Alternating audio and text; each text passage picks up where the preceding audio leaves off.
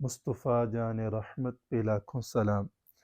صلی اللہ تعالیٰ علیہ وآلہ وسلم نے ارشاد فرمایا، جو شخص صبح کے وقت 3 بار اعوذ باللہ السمیع العلیم من الشیطان الرجیم کہے اور سورہ حشر کی آخری 3 آیات پڑھے تو اللہ عز و جل اس کے لیے 70,000 فرشتے مقرر کر دیتا ہے جو شام تک اس کے لیے دعائے رحمت کرتے ہیں، اور اگر اس دن مرے تو وہ شہید ہوگا۔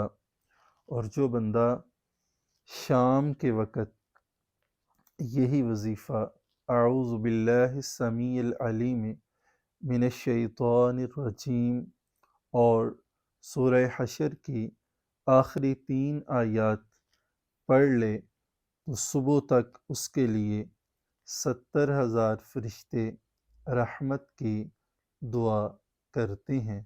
اس کو امام ترمذی نے سنن ترمذی میں درج فرمایا۔ وما علیہ الا البلاغ۔